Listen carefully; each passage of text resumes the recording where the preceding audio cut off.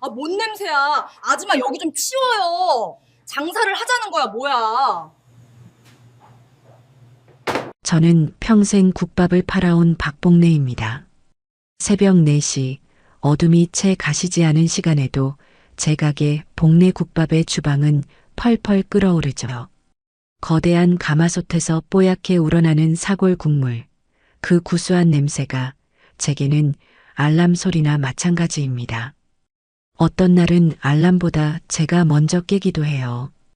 이 냄새가 제 인생이고 제 전부이니까요. 사람들은 저더러 성공한 사장님이라고들 합니다. 맞아요. 시장 바닥에서 솥단지 하나 걸고 시작한 일이 지금은 번듯한 3층짜리 건물이 되었습니다. 1층은 손님을 받는 홀, 2층은 단체 손님을 위한 방, 3층은 제 살림집과 아들 민수의 방이 있지요. 이 건물을 올리던 날 저는 밤새 아무도 몰래 눈물을 훔쳤습니다.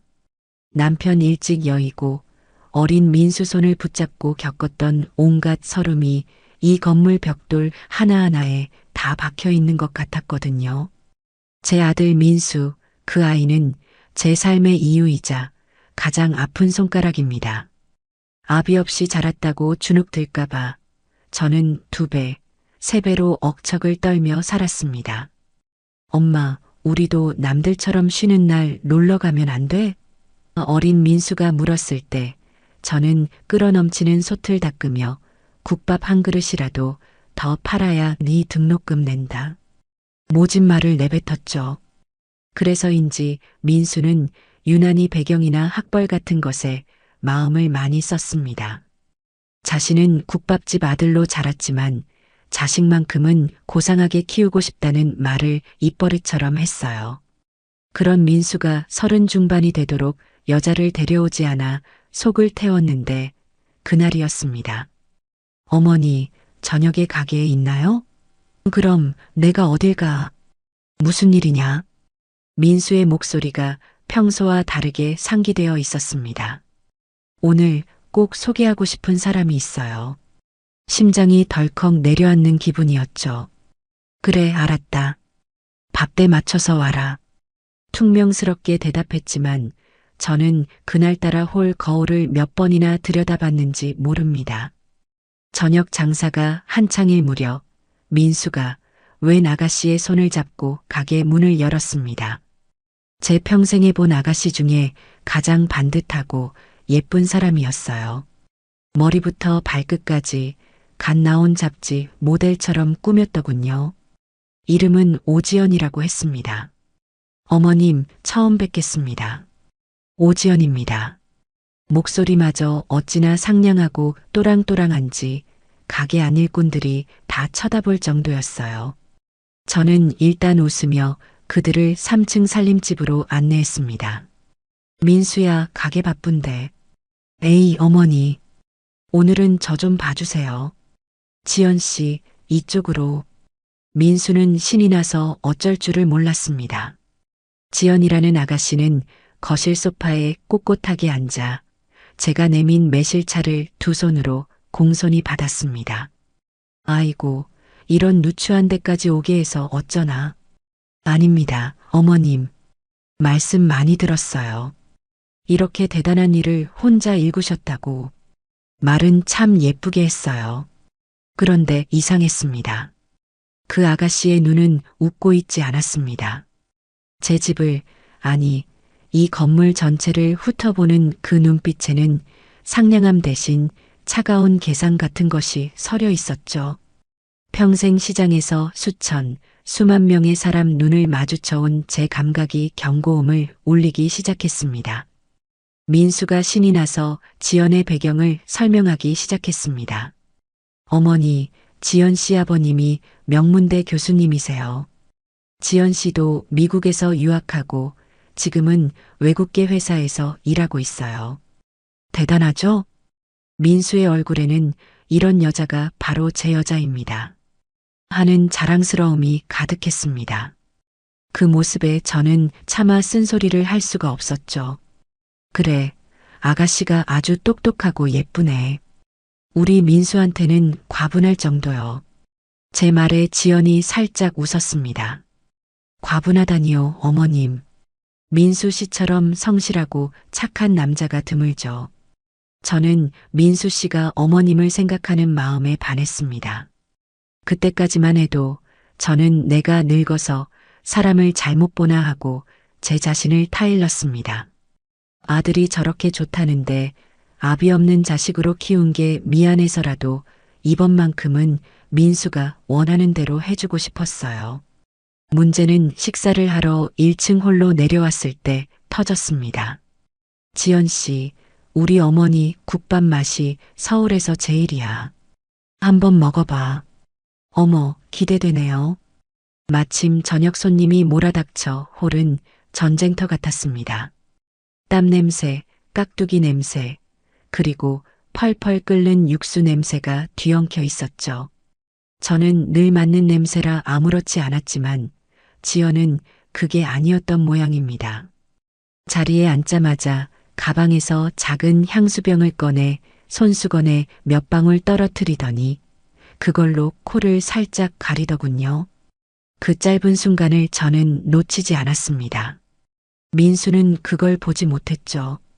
자, 여기 특으로 2그릇요. 제가 직접 주방에 들어가 국밥을 말았습니다. 뻔히 일하는 아주머니들이 계셨지만 예비 며느리에게는 제 손맛을 보여주고 싶었어요. 뜨끈한 뚝배기를 쟁반에 받쳐나가는데 지연과 민수의 대화가 들렸습니다. 민수 씨, 근데 어머니가 언제까지 이 일을 하실 거래? 무슨 소리야? 어머니한테는 이 가게가 전부나 마찬가지야. 그래도 이제 연세도 있으신데. 솔직히 말해서 이런 일은 너무 고되잖아. 냄새도 그렇고. 냄새. 그 단어가 제 심장을 쿵 하고 때렸습니다. 제게는 자부심이었던 이 냄새가 저 아가씨에게는 그저 고된 일의 증거일 뿐이었던 겁니다. 어머니 오신다. 민수의 말에 지연은 얼른 표정을 바꾸고 다시 상냥하게 웃었습니다. 어머님 직접 가져다 주시고. 감사합니다. 저는 아무렇지 않은 척 뚝배기를 내려놓았습니다. 천만에요. 많이 먹어요, 지연 양. 지연은 숟가락을 들어 국물을 한두 번 깨작거리더니 이내 숟가락을 내려놓았습니다. 왜 입에 안 맞아? 민수가 걱정스럽게 물었죠. 아니요, 맛있어요. 그런데 제가 원래 이런 탕 종류를 잘 못 먹어서요. 점심을 좀 늦게 먹기도 했고. 그녀는 밥알이 하나도 들어가지 않은 숟가락을 냅킨으로 깨끗하게 닦아 내려놓았습니다. 그 모습이 어찌나 정갈하고 또 이질적인지 이 국밥 한 그릇에 담긴 제 세월을 전부 부정당하는 기분이었습니다. 식사가 끝나고 가게 앞에서 2사람을 배웅했습니다. 민수는 이미 지연에게 푹 빠져 정신이 없는 듯 보였죠. 어머니, 지연 씨랑 저 진지하게 결혼 생각하고 있습니다. 드디어 올 것이 왔습니다. 조만간 정식으로 양가 부모님 뵙고 날 잡으려고요. 허락해 주실 거죠? 민수는 제 대답을 듣기도 전에 지연의 손을 꽉 잡았습니다. 지연은 수줍은 듯 고개를 숙였지만 그 입꼬리가 살짝 올라가는 것을 저는 보았습니다. 저는 민수를 실망시키고 싶지 않았습니다. 평생 어머니 소리 한 번 제대로 못 듣고 산 제 인생이 불쌍해서라도 저렇게 반듯한 며느리를 얻는 게 맞다고 생각했죠. 제 감이 틀렸기를 바라면서요. 그래, 우리 아들이 좋다는데 내가 반대할 게 뭐 있나? 제 허락이 떨어지자 지연이 고개를 번쩍 들었습니다. 어머님 감사합니다. 제가 정말 민수 씨 행복하게 해줄게요. 그리고는 저를 가볍게 끌어안았습니다. 비싼 향수 냄새가 확 풍겨왔죠. 그 냄새가 제 국밥 냄새를 밀어내는 것만 같았습니다. 그리고 어머님, 지연이 제게서 떨어지며 조심스럽게 말을 이었습니다. 다음번에 양가 상견례 할 때는 가게 말고 괜찮은 한정식 집에서 했으면 해요. 뭐? 제 말은 여긴 너무 시끄럽고 또 격식이 좀 그렇잖아요. 아버지가 워낙 격식을 차리시는 분이라서요. 오해 마세요, 어머님. 그녀는 활짝 웃으며 민수의 팔짱을 꼈습니다. 가요, 민수 씨. 두 사람이 고급 승용차를 타고 떠나는 모습을 저는 낡은 가게 문에 기대어 한참이나 바라보았습니다. 아들의 행복한 얼굴 뒤로 제 식당을 격식 없다고 말하던 지연의 차가운 눈빛이 아른거렸습니다. 격식이라. 저는 제 손을 내려다보았습니다. 평생 굳은 살이 박이고 깍두기 물이 든 손이었죠. 이 손으로 민수를 키우고 이 건물을 올렸습니다. 그날 밤 저는 잠을 이룰 수가 없었어요. 제 아들이, 제 인생 전부를 바친 아들이 어쩌면 제 인생을 통째로 부정하는 여자를 데려온 것일지도 모른다는 불길한 예감이 제 가슴을 무겁게 짓눌렀습니다. 그래도 저는 아들을 믿기로 했습니다. 민수가 저렇게 행복해하는데 그깟 느낌 하나로 아들의 앞길을 막을 수는 없었죠. 하지만 그날의 그 불길한 느낌은 결국 현실이 되어 제 뒤통수를 치러 올 줄은 그때는 정말 꿈에도 몰랐습니다. 그렇게 아들 민수와 지연 양을 보낸 다음 날 저는 평소보다 1시간은 더 일찍 주방에 나왔습니다. 뜬 눈으로 밤을 샜어요. 마음이 천근만근 무겁고 싱숭생숭해서 도무지 잠이 오지 않았습니다. 지연 양의 그 반듯하게 웃던 얼굴, 그러면서도 제 가게를 격식 없다고 말하던 그 차가운 목소리가 밤새 제 귓가를 맴돌았습니다. 아니다, 아닐 거야. 내가 늙으니 노파심이 지나친 게다. 아들이 저렇게 좋다는데 민수가 행복하면 됐지.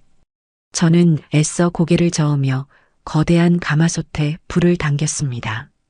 펄펄 끓는 국물처럼 제 속도 좀 시원하게 끓어넘쳤으면 싶었죠. 그렇게 마음을 다잡으려 애쓴 지 며칠이 흘렀습니다. 민수는 상견례 날짜를 잡아야 한다며 매일 밤 지연 양을 만나고 늦게 들어왔습니다. 3층 제 살림집으로 올라오는 아들의 발소리에는 생전 처음 들어보는 흥이 실려 있었죠. 하지만 그만큼 제 얼굴을 보고 앉아 도란도란 이야기하는 시간은 사라졌습니다. 며느리가 생기기도 전에 아들을 뺏긴 기분이 이런 걸까요? 섭섭한 마음이 드는 건 어쩔 수 없었습니다. 사건은 운명의 장난처럼 그 주 금요일에 터지고야 말았습니다. 점심 장사를 앞두고 산더미처럼 쌓인 물을 앞에 두고 깍두기를 버무리려던 참이었습니다. 가게 전화벨이 그야말로 불이 난 것처럼 요란하게 울렸습니다. 복내 국밥입니다. 사장님, 저 김 실장인데요. 수화기 너머로 들려오는 목소리는 제 오른팔 15년을 저와 함께 이 가게를 지켜온 김 실장이었습니다. 그런데 목소리가 꽉 잠겨서 제대로 나오질 않았습니다. 무슨 일이야, 김 실장? 아침부터 목소리가 왜 그래? 감기 걸렸어? 사장님, 저희 어머니가. 김 실장의 목소리가 울음에 무너져 내렸습니다. 어머니가 지금 위독하다고 연락이 왔습니다. 병원에서 마음의 준비를 하라고. 제 심장이 쿵 하고 바닥으로 떨어지는 것만 같았습니다. 김 실장의 어머니가 몇 년째 편찮으시다는 건 알고 있었지만 이렇게 갑작스러울 줄은 몰랐죠. 아니, 그게 무슨 소리야. 그런 말 마. 얼른 가봐야지. 당장 가봐. 여긴 신경 쓰지 말고. 내가 어떻게든 할 테니까. 하지만 사장님, 오늘 금요일입니다. 예약 장부 보셨죠? 2층 단체 손님만 50명이에요. 제가 없으면 홀이 마비될 겁니다. 이 사람아. 제가 버럭 소리를 질렀습니다. 사람 목숨이 중에 지금 장사가 중에. 그런 걱정일랑 붙들어 매고 어서 어머님 곁으로 가. 자식 도리해야지. 가보고 무슨 일 있으면 바로 연락하고, 알았어? 사장님 감사합니다. 정말 정말 감사합니다. 전화를 끊고 나니 눈앞이 캄캄했습니다. 김 실장은 단순히 홀 서빙만 하는 사람이 아니었어요. 직원들 관리부터 수백 개의 주문표를 정리하고 예약 손님을 응대하고 주방과의 소통을 조율하는 이 가게 1층 홀의 사령관이나 마찬가지였습니다. 그런 사람이 하필이면 일주일 중 가장 바쁘고 혼란스러운 금요일 점심시간에 빠지게 된 겁니다. 저는 급히 주방 식구들과 홀 서빙을 맡은 아주머니들을 전부 불러 모았습니다. 다들 들었지. 김 실장이 지금 급한 일로 병원에 갔어. 오늘 점심 우리끼리 어떻게든 버텨내야 해. 다들 얼굴이 하얗게 질리더군요. 사장님, 김 실장님 없이요? 2층 단체 손님은 어떡하고요? 50명 주문이 다 제각각인데. 주문표 정리는요? 저는 그런 거 할 줄 몰라요. 아이고, 오늘 난리 나겠네. 어떡해. 우왕좌왕 그야말로 아수라장이었습니다. 11시 오픈까지 남은 시간은 고작 1시간. 새로 사람을 구할 시간은 당연히 없었죠. 조용히 해. 제가 평소답지 않게 버럭 소리를 질렀습니다. 가게 안이 순간 찬물을 끼얹은 듯 조용해졌죠. 내가 전쟁통에도 솥단지 하나 들고 민수 아비 없이 민수 키웠어. 고작 점심 장사 하나 못 버텨낼까봐. 이럴 때일수록 정신 똑바로 차려야지. 저는 주방장을 쳐다보았습니다. 주방장은 다른 거 신경 쓰지 말고 탁 나가는 속도만 정확히 맞춰줘요. 네, 사장님. 그런데 홀은 내가 뛴다. 네, 사장님이요? 사장님 안 됩니다. 연세도 있으신데 저 틈바구니에서 이 사람들아. 내가 이 가게에서 저 솥을 몇 년을 지켰는데 내 가게 내가 지키겠다는데 누가 말려? 저는 3층 살림집으로 올라가지 않았습니다. 대신 가게 구석에 있는 낡은 직원 탈의실로 향했죠. 그곳 벽 한쪽에는 제가 아주 오래전에 입었던 낡은 일복이 비닐에 쌓인 채 걸려 있었습니다. 이 건물을 올리기 전 시장 바닥에서 손님들과 함께 울고 웃으며 국밥을 말던 시절에 입었던 제 젊은 날의 갑옷이었죠. 색이 바를 대로 바래고 목덜미는 살짝 해진 남색 몸빼바지와 하얀 면 티셔츠, 그리고 복내 국밥이라는 글자조차 희미해진 붉은색 앞치마. 버리지 못하고 가끔 초심을 잃을까 두려울 때마다 꺼내보던 옷이었습니다. 저는 망설임 없이 그 옷을 꺼내 입었습니다. 사장님 정말. 탈의실을 따라 들어온 주방장이 제 모습을 보고 말을 잇지 못했습니다. 왜? 꼴이 우스운가? 아닙니다. 사장님 꼭 20년 전 사장님이 여기서 국밥 마시던 그 모습 같습니다. 그래. 20년 전이나 지금이나 내 가게는 내가 지켜야지. 가서 솥이나 잘 봐요. 저는 머리를 질끈 동여매고 위생모를 깊게 눌렀었습니다. 요즘은 다들 모자를 쓰니까 이게 더 자연스러울 테죠. 그리고 얼굴을 가리기 위해 마스크까지 착용했습니다. 이 정도면 저를 복내 국밥 박사장이라고 알아보는 단골 손님은 없을 겁니다. 그저 오늘따라 유난히 손이 빠른 새로운 서빙 아줌마 정도로 보이겠죠. 그때 묘한 생각이 제 머리를 스치고 지나갔습니다. 그래, 지연 양이 말한 그 격식 없는 가게. 그 수준 낮은 직원. 그 아가씨가 제 가게에 무엇을 그리 얕잡아 보았는지 이 가장 낮은 차림으로 직접 확인해 보고 싶다는 오기가 생겼습니다. 어쩌면 제 늙은이 노파심이 맞는지 아니면 평생 수만 명의 사람을 상대해 온 제 감이 맞는지 이번 기회에 똑똑히 알아야 했습니다. 그때 마침 앞치마 주머니에 넣어둔 휴대전화가 요란하게 울렸습니다. 화면에 뜬 이름은 내 아들 민수였습니다. 어머니, 오늘 저녁에 지연 씨랑 같이 식사하려고 하는데 가게 문 좀 일찍 닫으실 수 있어요? 상견례 날짜도 잡고, 그리고 지연 씨가 어머님 선물도 샀대요.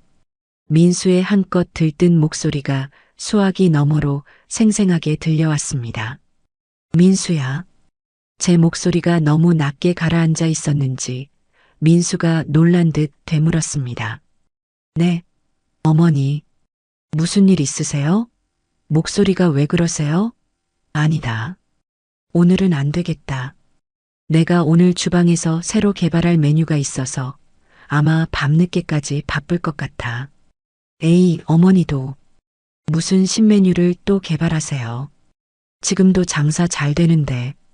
그럼 지연 씨랑 인사만 드리고 가게에서 저녁 먹으면 안 돼요? 안 된다. 저도 모르게 날카로운 소리가 나갔습니다. 어머니? 아니. 내 말은 주방에 불 쓰고 기름 튀고 해서 정신 사납다. 너는 지연 양이랑 좋은 데 가서 맛있는 거 먹어. 오늘은 가게 쪽으로는 얼씬도 하지 마라. 일하는데 방해된다. 절대 오지 마. 아주 단호하게 말했습니다. 정말 어머니는 못 말린다니까. 알겠어요.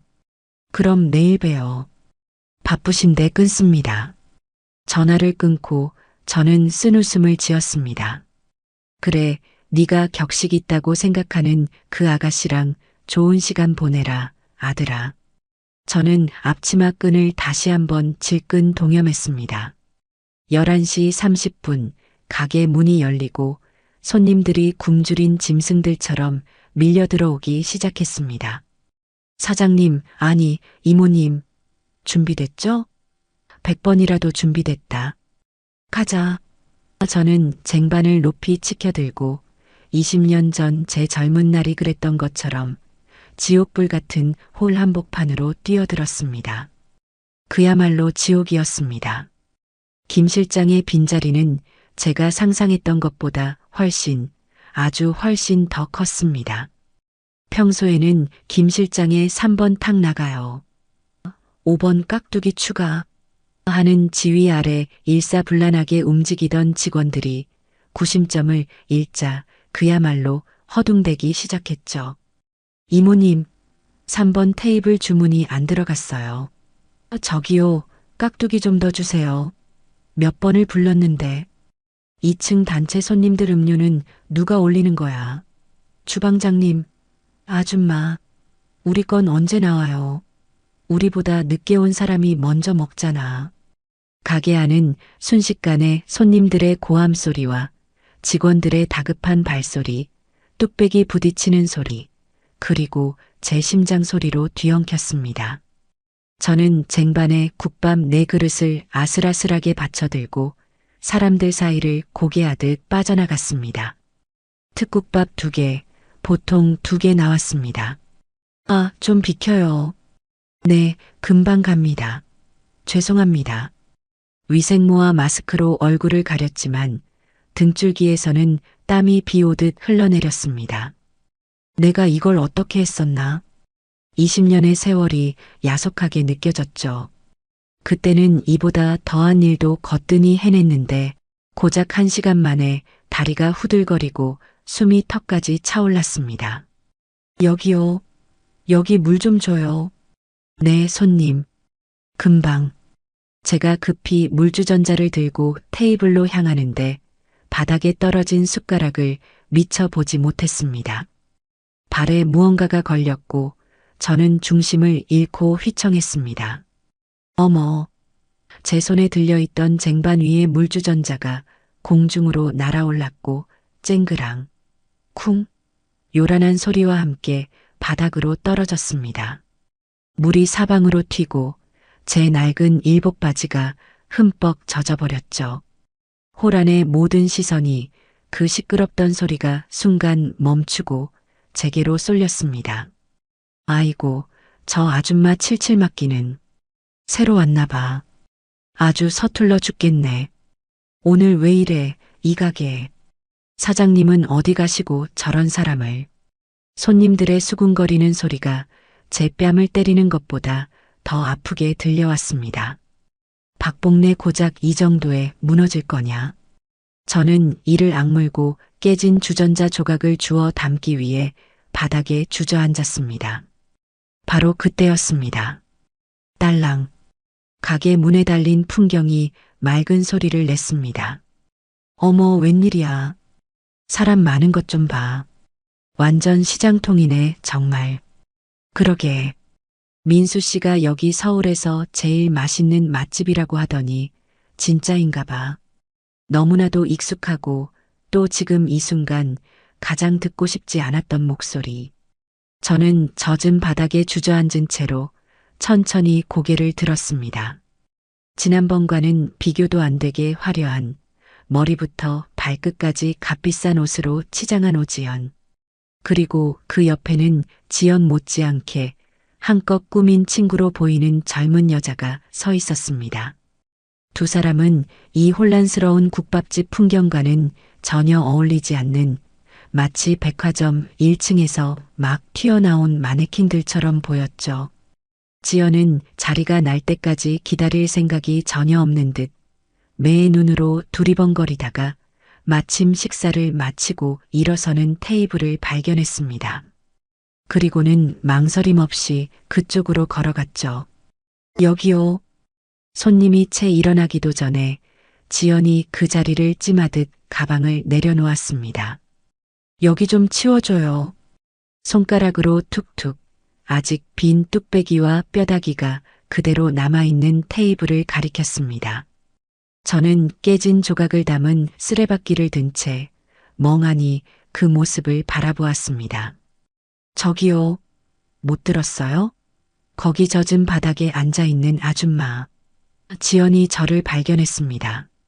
아니, 정확히는 바닥에 주저앉아 젖은 행주를 들고 있는 웬 늙고 허름한 직원을 발견한 거겠죠. 그녀의 눈에는 그 어떤 동정이나 연민도 없었습니다.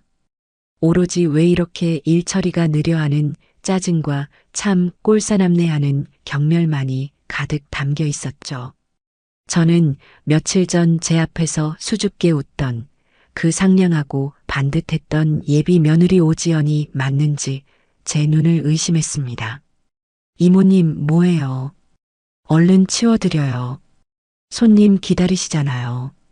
주방에서 막 나온 직원이 제 팔을 잡아 끌었습니다. 저는 그제야 정신을 차리고 일어났죠. 죄송합니다. 금방 치워드리겠습니다. 저는 쓰레받기를 내려놓고 빈 그릇을 담는 통을 들고 지연이 앉으려는 8번 테이블로 향했습니다. 아, 진짜. 냄새. 제가 가까이 다가서자 지연이 코를 막으며 중얼거리는 소리를 저는 분명히 들었습니다. 땀 냄새와 음식물 냄새가 뒤섞인 잭에서 나는 냄새일 테죠. 지연아, 정말 여기가 민수 씨 어머니 가게라고? 어머님이 이런 데서 일하셔? 친구가 조심스럽게 하지만 저 다 들으라는 듯이 말했습니다. 일은 무슨 사장이겠지. 근데 꼴 좀 봐. 관리를 전혀 안 하니까 이 모양이지. 직원들 수준이 저러니 완전 시장통이잖아. 지연은 제가 바로 옆에서 그릇을 치우고 있는데도 아랑곳하지 않았습니다. 내 가게를 시장통이라. 저는 묵묵히 테이블 위를 치웠습니다. 뼈다귀가 쌓인 접시, 국물이 남은 뚝배기, 깍두기 국물이 튄 테이블. 저기요. 지연이 저를 불렀습니다. 네, 손님. 테이블 닦을 때 그 행주로 그냥 닦지 마요. 더러우니까. 저는 이 가게를 연이래로 매일 아침 삶아서 소독한 행주만 써왔습니다. 저기 물티슈 있죠? 그걸로 닦아줘요. 아, 그리고 물은 이 물통 말고 생수로 갖다 줘요. 이거 깨끗한 거 맞아요? 저는 대답 대신 젖은 행주를 쥔 손에 힘을 꽉 주었습니다. 참아라, 박복래. 저 아이는 지금 너를 못 알아보고 있다. 그냥 진상 손님일 뿐이다. 네, 알겠습니다.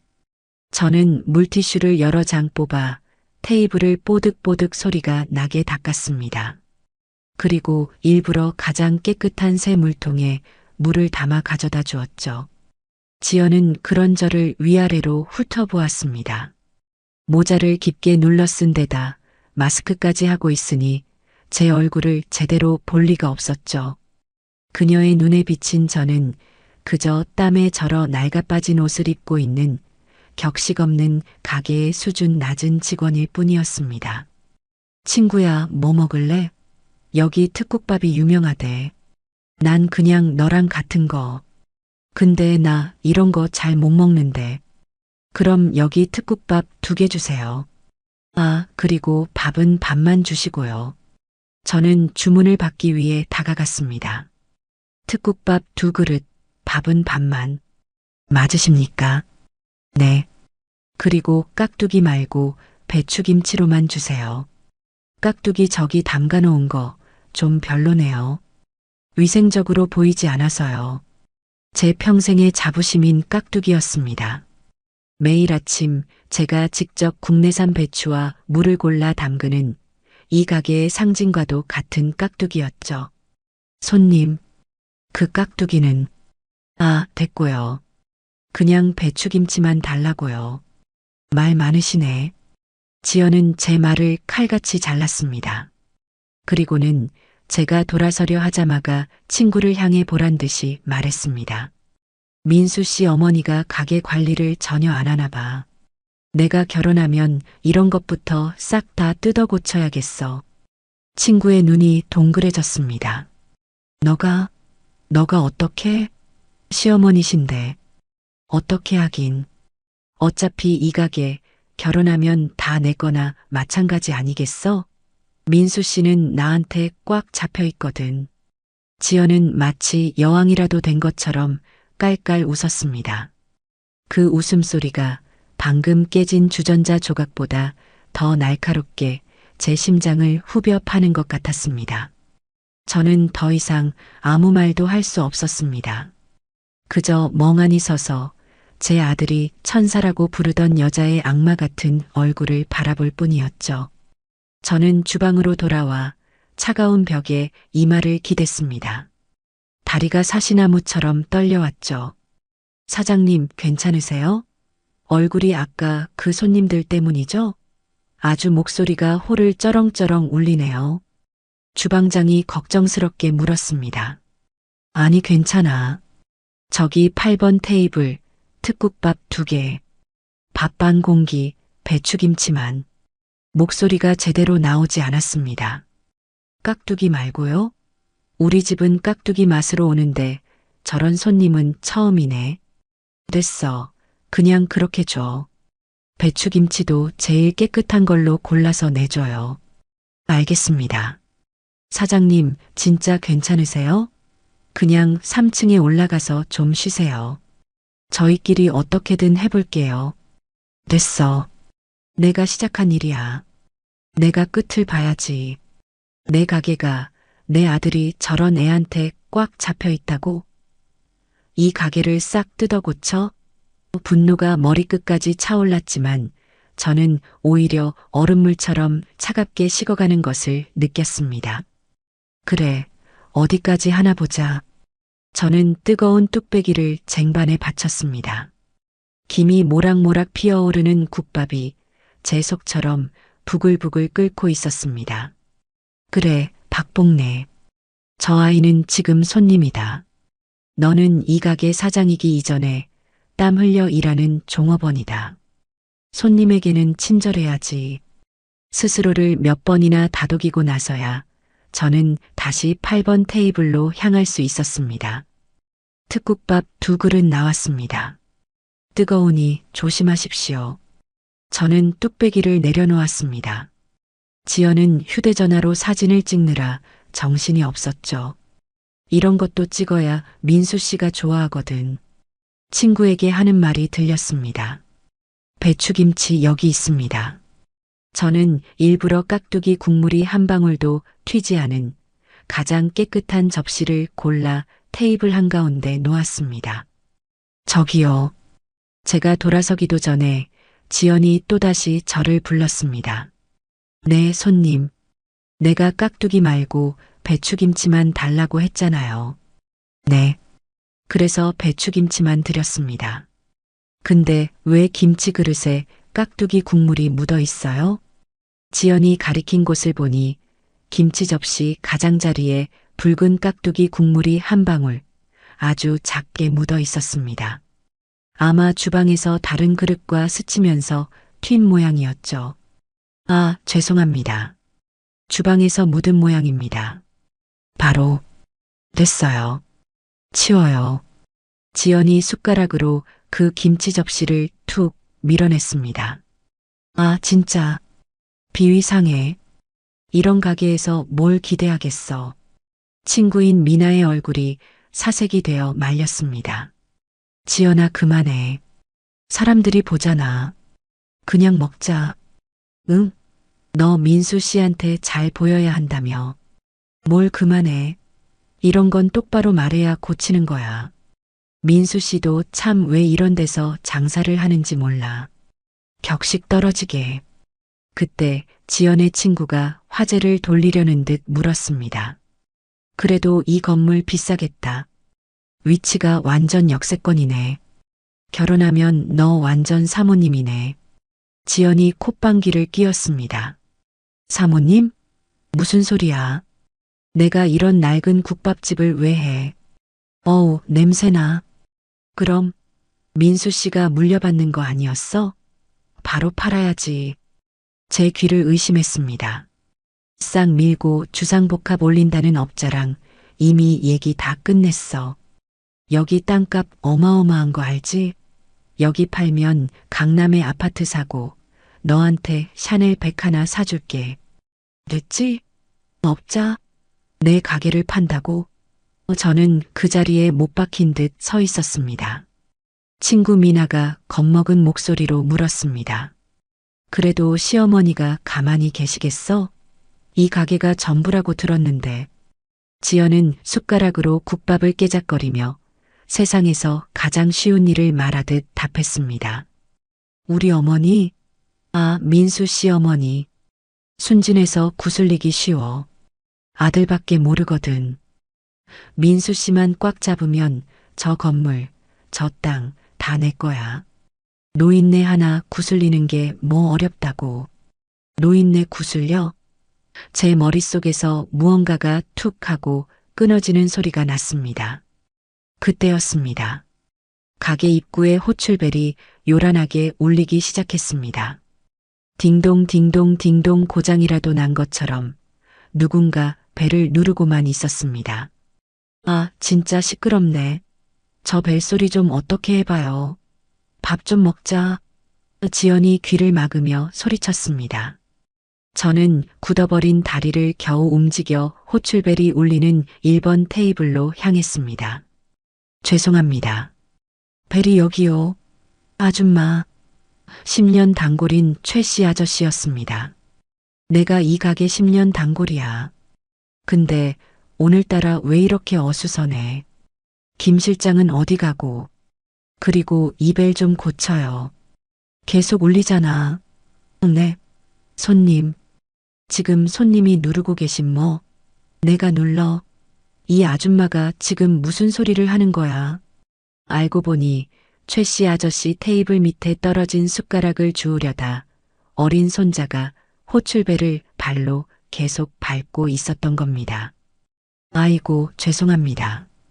제가 바로. 저는 허리를 숙여 숟가락을 주었습니다.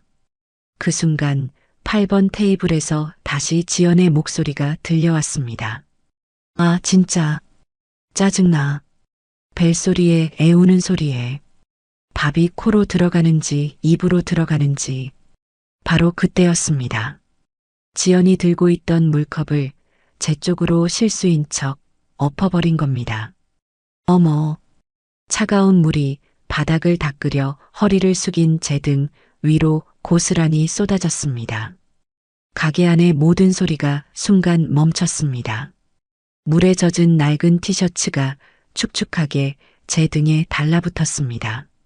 10월 말의 쌀쌀한 날씨에 찬물이 뼛속까지 스며드는 것 같았죠. 어머, 어떡해. 미안해요. 지연이 입을 가리며 말했습니다. 하지만 그 눈은 전혀 미안해하고 있지 않았죠. 손이 미끄러졌네. 친구인 미나의 얼굴이 하얗게 질렸습니다.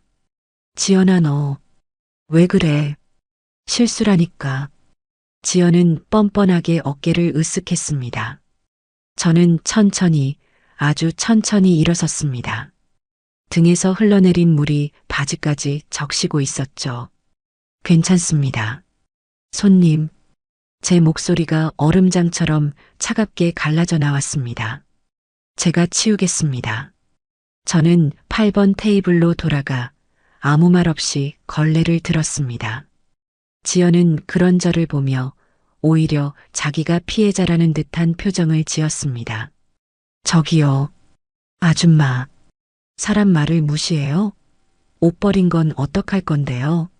네, 제가 잘못 들었나 싶어 고개를 들었습니다. 아니, 지금 아줌마 때문에 물 쏟아져서 내 치마에 다 튀었잖아요. 이거 얼마짜리인 줄 알아요? 지연이 가리킨 곳을 보니 그녀의 화려한 원피스 끝자락에 물이 몇 방울 튀어 있었습니다. 기가 막혀서 말이 나오지 않았습니다. 손님이 쏟으신 물 아닙니까? 뭐라고요? 지금 나한테 책임을 떠넘기는 거요? 지연이 자리에서 벌떡 일어났습니다. 너가 아까 1번 테이블에서 시끄럽게 어물쩡거리니까 내가 놀라서 물컵을 놓친 거잖아. 그럼 너가 책임져야지. 이봐요. 여기 사장 나오라 그래요. 내가 이딴 대접받으려고 여기 온 줄 알아? 민수 씨한테 다 잃을 거야. 민수 씨한테 다 잃을 거야. 그 말이 제 가슴에 마지막 불을 질렀습니다. 저는 젖은 걸레를 쥔 손을 내려다보았습니다. 그리고 결심했습니다. 그래, 네가 그렇게 원하니 사장을 불러주마. 손님, 왜? 이제 사장 부르러 가게? 늦었어. 이 가게 사장, 접니다. 저는 흠뻑 젖은 제 가슴팍을 가리키며 말했습니다. 그리고 손님이 그렇게 찾는 민수, 제 아들입니다. 저는 마스크를 벗어내렸습니다. 그리고 땀에 젖어 얼굴에 달라붙은 위생모를 벗어던졌습니다. 순간 8번 테이블뿐만 아니라 가게 전체가 얼어붙었습니다. 지연의 눈이 제가 평생 본 것 중에 가장 크게 뜨였습니다. 그녀의 얼굴에서 핏기가 가시는 것이 마치 영화의 한 장면처럼 천천히 보였습니다. 어머님.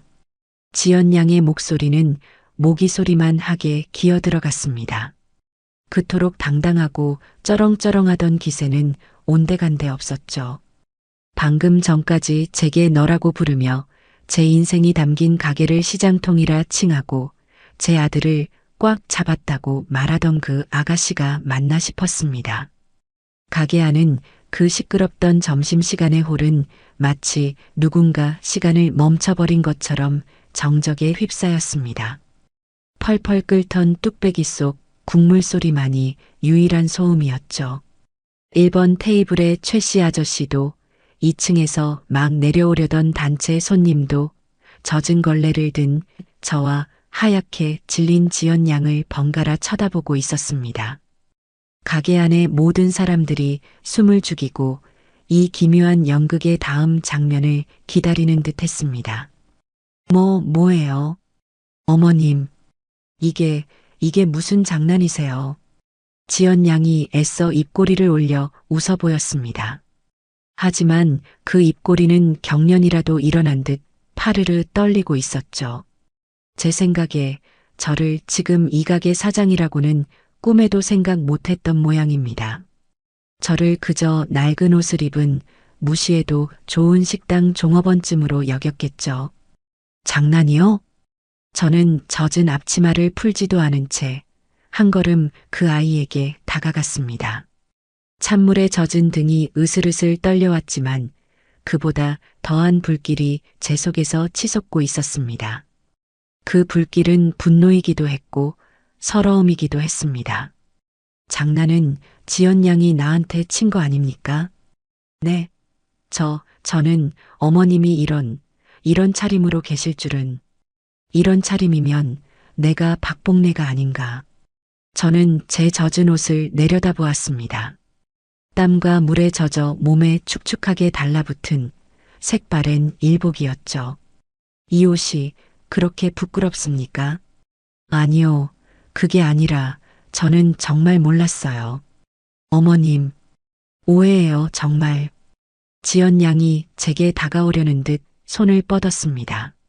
저는 그 손을 차갑게 뿌리쳤습니다. 제 몸에 닿는 것조차 불쾌했습니다. 오해라. 그럼 내가 들은 것도 다 오해인가? 네. 저는 8번 테이블을 지연 양이 앉아있던 그 자리를 턱으로 가리켰습니다. 거기 앉아서 이 가게 수준이 이렇다고 했던 말. 그것도 오해인가요? 그건 지연 양의 눈이 흔들렸습니다. 내 깍두기를 보고 위생적이지 않다고 했던 말. 그것도 오해고요. 어머님, 제 말은 이 가게를 다 뜯어 고쳐야겠다. 어차피 결혼하면 다 내 거니까. 노인네 하나 구슬리는 건 일도 아니라고. 제 목소리는 낮고 차분했지만 한 글자 한 글자가 얼음송곳처럼 홀 안에 울려 퍼졌습니다. 가게 안의 모든 손님들이 제 말을 듣고 있었습니다. 그것도 내가 잘못 들은 오해입니까? 지연 양. 지연 양의 얼굴이 하얀색을 넘어 이제는 퍼렇게 질리기 시작했습니다. 어머님. 그건 제가 친구한테 그냥 농담으로. 농담? 제 목소리가 저도 모르게 높아졌습니다. 내 평생이 담긴 이 가게를 팔아치우고 강남에 아파트를 사겠다는 말이, 노인네 구슬린다는 말이 농담으로 할 소리요? 지연 양은 입술만 달싹일 뿐 대답을 못했습니다. 물은 왜 쏟았어요? 네.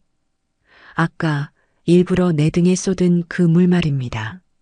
지연 양이 기겁하며 뒷걸음질 쳤습니다. 아니에요. 그건 정말 실수. 실수. 그래요. 하지만 그 뒤에 내 치마에 물이 튀었다며 내게 책임을 떠넘긴 건 그것도 실수인가? 지연 양은 아무 말도 하지 못했습니다. 너가 아까 1번 테이블에서 시끄럽게 어물쩡거리니까 내가 놀라서 물컵을 놓친 거잖아. 그럼 너가 책임져야지. 저는 지연 양이 불과 몇 분 전에 제게 내뱉었던 말을 토씨 하나 틀리지 않고 그대로 돌려주었습니다.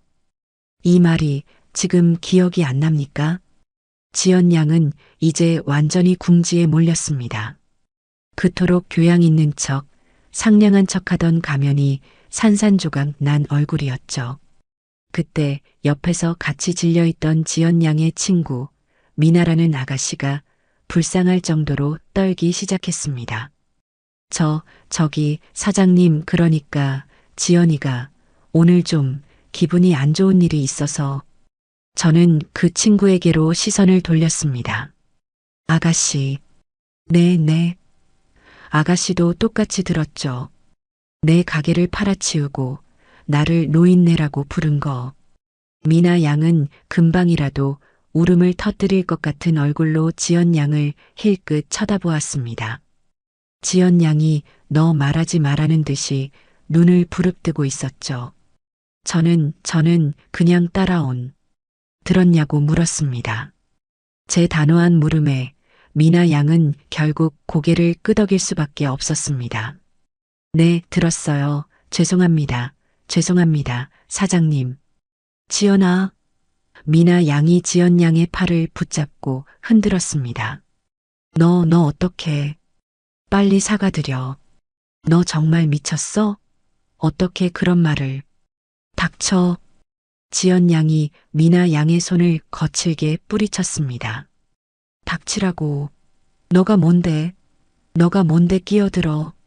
그리고는 저를 노려보았습니다. 네, 그렇습니다. 그 순간 지연 양은 저를 노려보았습니다. 모든 것을 포기한 사람처럼, 혹은 마지막 발악을 결심한 사람처럼 말입니다. 어머님. 목소리가 다시 차갑게 돌아와 있었습니다. 네. 들으신 대로예요. 저는 기가 막혔습니다. 그래서요? 그래서 어쩌실 건데요?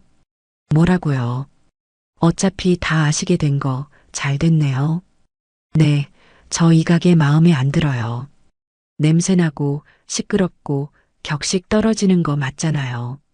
지연 양은 이제 대놓고 제 가게를 손가락질하며 비난했습니다. 민수 씨도 저랑 같은 생각이에요. 그 말이 제 심장을 꿰뚫었습니다. 민수 씨가 저한테 뭐라고 했는지 아세요?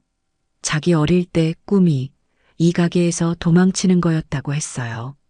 이 냄새 지긋지긋하다고요. 거짓말. 제 가슴 속에서 비명이 터져 나왔습니다. 거짓말 아니에요. 민수 씨도 어머니가 불쌍해서 고생한 거 아니까 차마 말을 못하고 있었던 것 뿐이에요. 제가 대신 말해준 거예요. 이 낡은 건물 팔고 우리 다 같이 강남 가서 편하게 살자고요. 그게 그렇게 잘못된 건가요? 저는 제 아들이 저를, 제 인생을 그렇게 생각하고 있었을 줄은 하늘이 무너지는 것 같았습니다. 다리에 힘이 풀려 그 자리에 주저앉을 것만 같았죠. 사장님, 그때 1번 테이블의 10년 단골 최 씨 아저씨가 자리에서 벌떡 일어났습니다. 사장님, 저런 말도 안 되는 소리에 흔들리시면 안 됩니다. 맞아요, 사장님. 여기저기서 단골 손님들의 목소리가 터져 나왔습니다. 우리가 이 집 국밥을 몇 년을 먹었는데 저 아가씨가 뭘 안다고 저런 망발을. 주방에서도 주방장과 직원들이 놀라서 뛰쳐나왔습니다. 사장님, 괜찮으세요? 저 아가씨가 지금 무슨 소리를 하는 거야? 지연 양은 이 모든 상황이 자신에게 불리하게 돌아가자 최후의 발악을 하기 시작했습니다. 뭐예요? 당신들 다 뭐야? 왜 남의 집안일에 끼어들어? 그리고는 저를 향해 손가락질했습니다. 어머님, 솔직히 너무하신 거 아니에요? 저를 시험하려고 이런 짓을 꾸미신 거죠? 일부러 낡은 옷 입고 마스크 쓰고 저를 속인 거잖아요. 그녀는 이제 제가 자신을 속였다고 함정에 빠뜨렸다고 주장했습니다. 사람을 이렇게 기만하고 함정에 빠뜨리고 이게 지금 어른이 할 짓이에요? 민수 씨가 알면 민수 씨가 어머님을 가만두지 않을 거예요. 그녀는 제 아들 민수를 방패 삼아 저를 협박했습니다. 내가 지금 당장 민수 씨한테 전화할 거야. 어머님이 나한테 무슨 짓을 했는지 다 말할 거라고요. 지연 양은 분에 못 이겨 떨리는 손으로 핸드백에서 휴대전화를 꺼내 들었습니다. 그 모습을 저는 그저 멍하니 바라보았습니다. 민수 씨가 어머님을 가만두지 않을 것이다. 어머님이 나한테 무슨 짓을 했는지 다 말할 것이다. 그래요. 제 아들이었습니다. 제가 평생을 바쳐 키운 아들이 이제는 저 여자의 무기가 되어 저를 겨누고 있었습니다. 저는 젖은 손을 앞치마에 문질러 닦았습니다. 그리고 제 주머니 속에 있던 제 낡은 휴대전화를 꺼내 들었습니다. 그래요. 제 목소리는 이상할 정도로 차분했습니다. 전화하지요. 지연 양이 놀라 저를 쳐다보았습니다. 지연 양이 찾는 그 민수가 지금 어디서 뭘 하는지는 모르겠지만 저는 제 휴대전화의 1번 단축키, 내 아들이라고 저장된 그 번호를 길게 눌렀습니다. 내 아들, 내가 부르겠습니다. 뭐예요? 지금, 왜요? 민수한테 직접 말하고 싶지 않았습니까? 지연 양은 당황한 기색이 역력했습니다. 어머니가 지연 양을 속였다고, 어른이 할 짓이 아니라고, 가만두지 않을 거라고, 어서 말해야죠. 휴대전화 너머로 익숙한 연결음이 들려오기 시작했습니다. 뚜루루, 뚜루루. 가게 안은 다시 한번 숨소리조차 들리지 않는 정적에 휩싸였습니다. 지연 양은 휴대전화를 든 채 굳어버린 제 손을, 그리고 제 휴대전화를 번갈아 쳐다보며 안절부절 못했습니다. 그때였습니다. 어머니, 수화기 너머로 제 아들 민수의 목소리가 들려왔습니다. 무슨 일이세요? 제가 가게 오지 말라고. 민수야. 저는 휴대전화의 스피커폰 버튼을 눌렀습니다. 제 아들의 목소리가 가게 전체에 울려 퍼졌습니다. 네, 어머니. 왜 그러세요? 목소리가 밖이에요? 민수야. 저는 제 아들의 이름을 다시 한번 불렀습니다. 지금 당장 가게로 좀 와야겠다. 네, 가게 무슨 일 있어요? 제가 가지 말라고 하셨잖아요. 저 지금 지연 씨 만나러. 지연 양. 제 말에 지연 양이 움찔했습니다. 여기 와 있다. 네, 지연 씨가요? 아니, 어떻게 어머니랑 같이 계세요? 아, 신메뉴 개발 다 끝나셨어요? 그래. 신메뉴 개발은 다 끝난 것 같구나. 저는 스피커폰 너머의 아들을, 그리고 제 눈앞에 지연 양을 쳐다보며 말했습니다. 너한테 아주 특별한 손님이 와 있다. 제 목소리에는 어떤 감정도 실려 있지 않았습니다. 그러니 당장 내려오너라, 아들아. 1층 홀로. 전화가 끊기자마자 지연 양이 당황한 목소리로 물었습니다. 뭐예요? 어머님, 지금 뭐 하시는 거예요? 뭘 하긴요? 지연 양이 원하는 대로 해주는 거지. 민수 불러야 한다면서요? 아니, 그게 그렇게 지금 이런 식으로. 지연 양의 눈동자가 불안하게 흔들리기 시작했습니다. 지연아, 너 어떡해? 민수 씨 오면. 옆에 있던 미나 양이 울먹였습니다. 닥치라고 했지.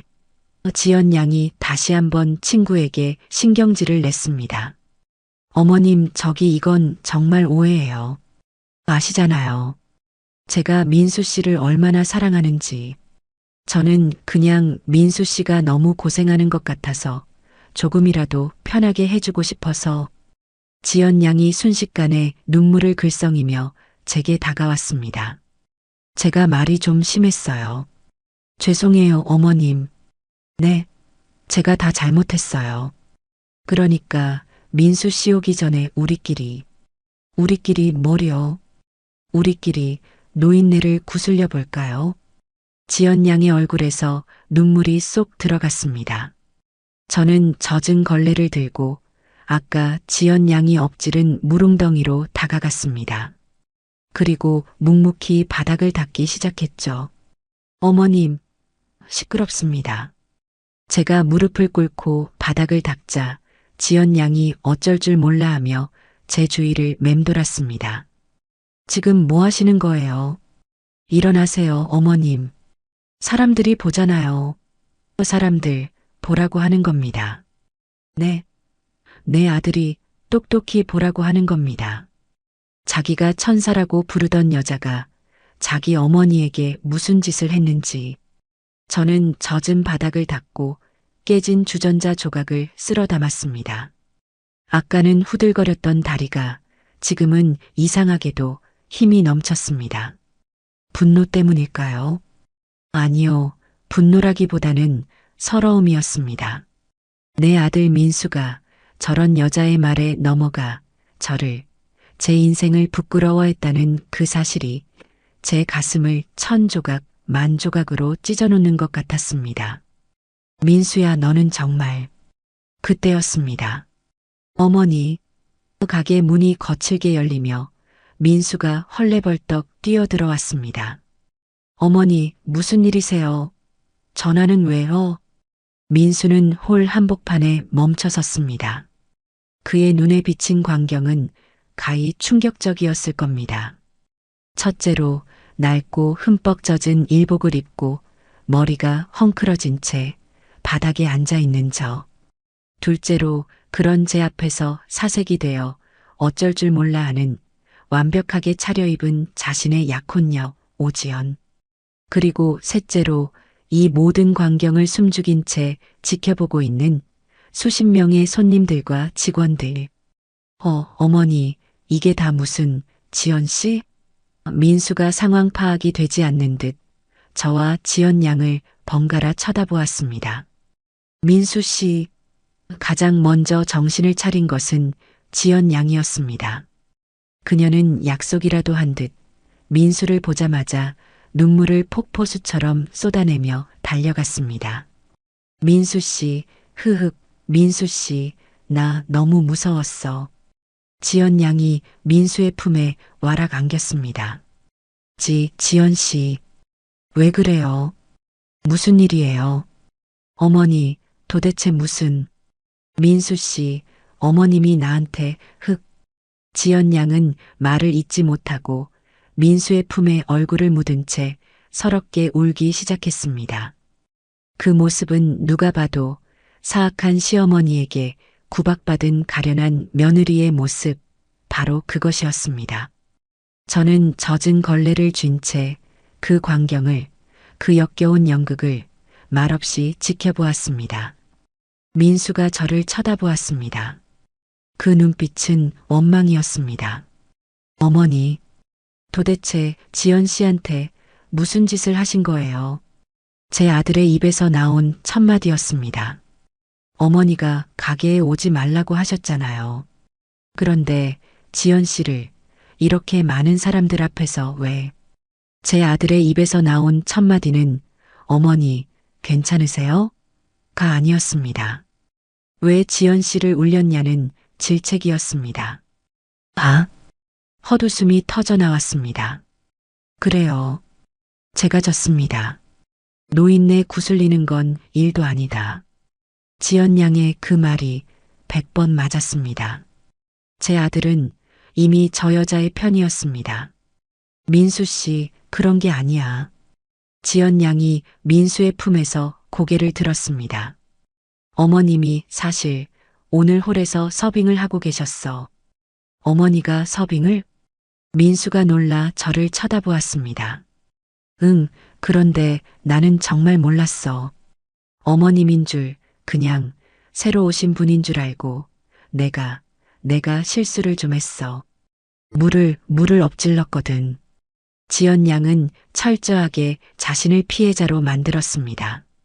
그런데 어머님이 갑자기 나한테 내가 일부러 그랬다면서 화를 내시는 거야. 나는 너무 놀라서 민수 씨, 나는 정말 아니야. 나는 지연 양은 다시 민수의 가슴에 얼굴을 묻었습니다. 어머니. 민수가 저를 향해 소리쳤습니다. 정말 지연 씨한테 화를 내셨어요? 고작 물 엎지른 것 때문에? 민수는 저를 믿지 않았습니다. 어머니가 왜 그러셨어요? 지연 씨가 얼마나 놀랐겠어요.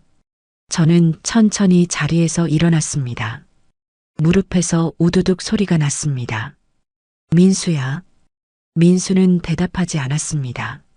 너는 지금 저 여자가 한 말만 듣고 이 어미를 죄인으로 만드는 거냐? 어머니, 그게 아니라 상황이 누가 봐도. 저는 홀을 가득 메운 손님들을 둘러보았습니다. 그래. 누가 봐도 내가 저 아가씨를 괴롭힌 것처럼 보이겠지. 나는 낡고 젖은 옷을 입었고 저 아가씨는 비싸고 깨끗한 옷을 입었으니까. 어머니, 제발. 민수야. 저는 제 아들에게 한 걸음 다가갔습니다. 너는 이 어미보다 저 여자의 눈물이 더 중요하더냐? 민수는 대답하지 못했습니다. 그저 당황한 눈으로 저와 지연 양을 번갈아 볼 뿐이었죠. 그때였습니다. 젊은이, 10년 단골 최 씨 아저씨가 참다 못하겠다는 듯이 다시 소리쳤습니다. 자네가 지금 뭘 잘 모르는 모양인데. 아저씨? 자네 어머니가 오늘 김 실장 병원 가서 저 땀을 뻘뻘 흘리면서 20년 전처럼 홀을 뛰어다녔어.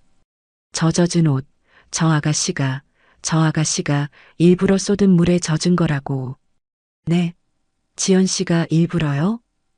민수가 믿을 수 없다는 듯 지연 양을 쳐다보았습니다. 아니야, 민수 씨, 아니야. 저 아저씨가 뭘 안다고.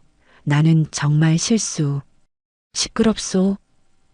최 씨 아저씨가 지연 양의 말을 막았습니다. 실수? 실수를 해놓고 내 치마에 물 튀었다고 사장님을 윽박지른 것도 실수인가? 민수의 눈이 커졌습니다. 사장님을 노인네라고 부른 것도 실수고. 민수의 얼굴이 굳었습니다. 이 가게를 시장통이라고 부르고 팔아치워야겠다고 말한 것도 다 실수인가? 이 아가씨야. 최 씨 아저씨의 말 한마디 한마디가 민수의 얼굴에 그대로 내리꽂혔습니다. 민수의 얼굴이 하얗게 질려가기 시작했습니다. 지연 씨, 지금 저 아저씨 말이 사실이야? 지연 양은 아무 말도 못했습니다.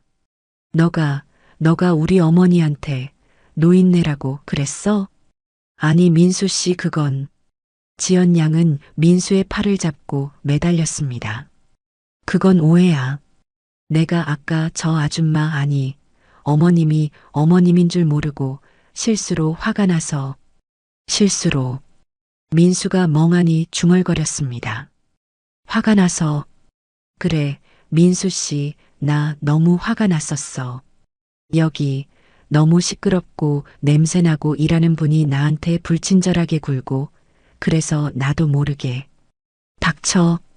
얼음장처럼 차가운 목소리였습니다. 민수의 목소리였습니다. 뭐라고, 민수 씨? 민수가 지연 양의 손을 거칠게 뿌리쳤습니다. 닥치라고 했어. 민수는 지연 양을 노려보았습니다. 너가 감히 우리 어머니한테 노인네 냄새 난다고? 민수의 눈이 제가 평생 보지 못했던 불타는 듯한 눈으로 변해 있었습니다. 민수 씨, 그게 아니라 내 말 좀 들어봐. 너는 내가 이 가게를, 이 냄새를 지긋지긋해 했다고 그렇게 말했어? 내가 너한테 이 가게를 팔고 싶다고 그렇게 말했다고? 지연 양이 그제야 자신이 무슨 말을 했는지 깨달은 듯 눈을 동그랗게 떴습니다. 민수 씨, 그건 저번에 나한테. 내가 너한테. 민수가 지연 양에게 한 걸음 다가섰습니다. 내가 너한테 뭐라고 그랬어? 지연 양은 겁에 질려 뒷걸음질 쳤습니다. 어머니가 평생 고생하셨으니까 이제는 좀 쉬게 해드리고 싶다고 그렇게 말하지 않았어? 그랬지. 근데 너는 그 말을 이 가게를 팔아치울 궁리로 들었어? 민수 씨, 너는 우리 어머니의 인생을 강남 아파트 한 채 값으로 그렇게 계산하고 있었어? 아니야, 민수 씨, 나는. 지연 양은 더 이상 아무런 변명도 하지 못했습니다. 그녀는 제 아들 민수를 너무 얕잡아 보았던 겁니다. 민수 씨, 잘못했어. 내가 정말 말이 헛나왔어. 응? 나 한 번만 용서해줘. 지연 양은 이제 그 화려한 옷차림이 무색하게 바닥에 주저앉을 기세로 민수에게 매달렸습니다. 그토록 당당하던 모습은 온데간데 없고 그저 정체가 드러난 순간처럼 비참해 보였습니다. 민수는 그런 지연 양을 아무런 표정 없이 그저 차갑게 내려다보고 있었습니다. 저는 그제야 안도의 한숨을 내쉴 수 있었습니다. 그래, 내 아들, 바보 멍청이는 아니었구나. 이 어미가 널 잘못 본 게 아니었구나. 민수가 천천히 저를 돌아보았습니다. 그 아이의 눈에는 수만 가지 감정이 스쳐 지나갔습니다. 미안함, 부끄러움, 그리고 자신에 대한 깊은 환멸. 어머니, 민수가 제게 무릎을 꿇었습니다. 민수야, 너 뭐 하는 거야? 일어나. 제가 놀라서 아들을 일으키려 했습니다. 하지만 민수는 제 손을 밀어내고 젖은 바닥에 이마가 닿을 듯이 고개를 숙였습니다. 어머니, 제가 죽을 죄를 지었습니다. 제 아들이 저에게 사죄하고 있었습니다. 제가 저런 여자를 알아보지 못하고 어머니 속을 이렇게 시커멓게 태웠습니다. 민수의 어깨가 들썩이기 시작했습니다. 제 아들이 울고 있었습니다. 이 가게의 모든 손님들과 직원들이 보는 앞에서 제 아들이 흙바닥에 엎드려 울고 있었습니다. 민수 씨, 일어나, 일어나, 제발. 지연 양이 기겁해서 민수를 잡아 끌었습니다. 사람들이 보잖아. 이게 무슨 망신이야. 망신? 민수가 젖은 눈으로 고개를 들었습니다. 망신. 민수는 지연 양을 보지 않았습니다. 저를 똑바로 쳐다보며 말했습니다. 어머니, 제가 오늘 어머니께 씻을 수 없는 망신을 드렸습니다. 아니다, 민수야. 일어나라 어서. 아닙니다. 민수는 고개를 저었습니다. 그리고 곁에 서 있던 지연 양을 쳐다보았습니다. 오지연 씨. 민수의 목소리는 차가웠습니다. 당신 참 대단한 사람이네.